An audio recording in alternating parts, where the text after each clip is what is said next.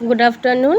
তো আজকে সকাল থেকে ভিডিও করতে পারিনি, তো ওই জন্যে এখন ভিডিওটা বানালাম তার একটাই কারণ হচ্ছে আজকে অফিস থেকে ফেরার সময় 2 প্যাকেট দুধ নিয়ে এসেছিলাম, কারণ আমাদের স্টোর থেকে আনলে একটু কমে হয়। ওই জন্য আমি আমাদের স্টোর থেকেই দুধের প্যাকেটটা বেশি নিয়ে আসি। তো আজকে দুধটা না কেটে গেছে দেখছি, আস্তে আস্তে দেখলাম দুধটা, আমি যখন চা বসালাম তখনই দেখি দুধটা কেটে গেছে। তো ওই দুধটা দিয়ে কি করব, তখন মেয়ে বলল যে মা দুধটা ছানা করে দাও। তো দুধটা আমি ওই ছানা বসিয়েছি, এখন দুধটা চাপিয়েছি, দিয়ে একটু ভিনিগার দিয়ে ছানাটা বানিয়ে নিলাম। ও এটা বলছে ছানার পায়েস করবে। তো ছানাটা বানিয়ে ও তো এইসব পারবে না, তাই ওই ছানাটা করে জল ঝরিয়ে দিচ্ছি। এখন একটুখানি জলটা ভালো করে ঝরিয়ে নেব, নিয়ে তারপরে এটা কিভাবে কি করছে পুরো প্রসেসটাই ও দেখাবে, কারণ এটা আজকে ও বানাবে, মানে মেয়ে বানাবে এটা পুরোটাই। আমি এখানে একটু ওকে হেল্প করব না, শুধু আমি ছানাটা বানিয়ে দিলাম ওকে, কারণ ও ছানাটা করতে পারবে না। আর ভালো করে ছানাটা জল ঝরিয়ে একটু ভালো করে না ধুয়ে দিলে ও যখন পায়েসটা করবে দুধটা কেটে যাবে।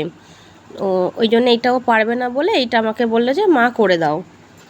তো আমি ওইটা করে দিয়েছি। এই যে ও দুধ বসিয়ে দিয়েছে, 1/2 লিটার দুধটাকে এখনও ফোটাবে, ফুটিয়ে এটাকে ও ঘন করবে। তো অনেকটাই দুধ ফুটে গেছে, ফুটে অনেকটাই ঘন হয়েছে। তো এই যে আবার জাফরানও দিচ্ছে, হ্যাঁ, খালি ইউটিউব দেখবে আর এইসব বানাবে। তো এই যে জাফরান দিয়েছে, দিয়ে এখন দুধটাকে ও ভালো করে জাল দিচ্ছে, কারণ দুধটা যত জাল দেবে যত ঘন করবে এই ছানার পায়েসটা ততটাই ভালো হবে।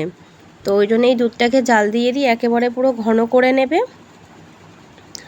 আর এখনও তো মোটামুটি দেখতেই পাচ্ছ টুকটাক করে একটু রান্না করে। ওর পড়াশোনার ন্যাক উঠে গেছে, এখন রান্নার ন্যাকে এসছে। তো রান্না করে আমিও ছেড়ে দিই যে কর। এই যে দুধটা ফুটিয়ে একেবারে পুরো ঘন করে নিয়েছে, এইটুকু এতটা দুধে এসেছে।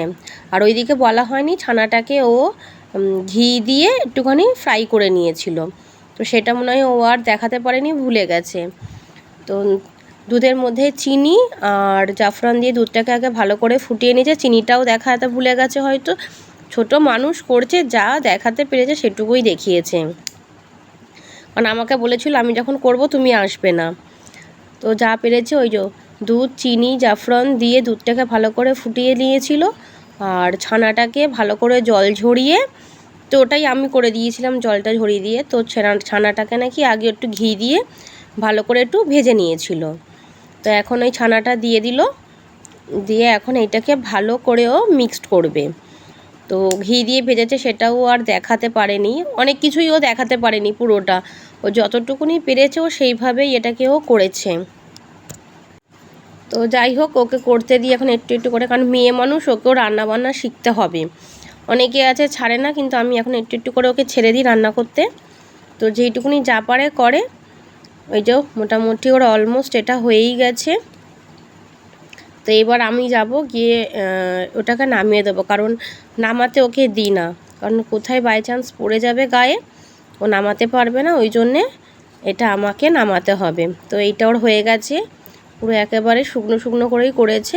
আর ভালোই হয়েছে দেখতে, খেতে কেমন হয়েছে জানি না, কিন্তু দেখতে মোটামুটি ভালো হয়েছে। তো চলো এবার আমি এসে এবার একটুখানি এটাকে নামিয়ে দেব। এটাকে নামিয়ে, কারণ নামাতে গিয়ে যদি গায়ে কোথাও পড়ে তখন আবার আমার ওপর আর এক চেঁচামেচি শুরু হবে। তো তার জন্যেই এটাকে আমি নামিয়ে একটুখানি ঠিকঠাক করে দিলাম, করে তারপরে আবার কিছু ড্রাই ফ্রুটসও বের করেছে। তো সেটাও দেখাচ্ছি। একটু ড্রাই ফ্রুটস বের করেছে, কাজু বাদাম, তারপরে এই যে কাজু বাদাম। আমি বলছিল যে আমি করবো, তো আমি বললাম ছেড়ে দে, আমি ডেকোরেটটা করে দিচ্ছি। তো খাবে তো নিজেই, তবু ডেকোরেট করছে শুধু জাস্ট একটা লুকটা ভালো হবে বলে। তো ওই কাজু বাদাম দিয়ে একটুখানি কিশমিশ দিয়ে আর একটু পেস্তা দিয়েই মোটামুটি ওইটাকে যেরকমভাবে পেরেছি ওটাকে একটু সাজিয়ে দিয়েছি, যাতে দেখতে ভালো হয় আর কি। আর জানি না খেতে কিরম হবে, দেখে তো ভালোই লাগছে। তো আগে এটা আমি সাজিয়ে নিই, চলো।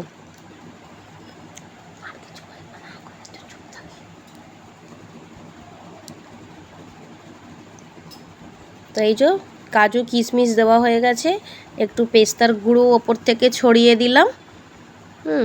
দিয়ে একটু এলাচ গুঁড়ো দিলে ভালো হতো, কিন্তু ও তো ছোটো মানুষ, অত করেনি। তো যা হোক এইভাবে করেছে। কেমন হয়েছে তোমরা একটু কমেন্ট করে বলো প্লিজ।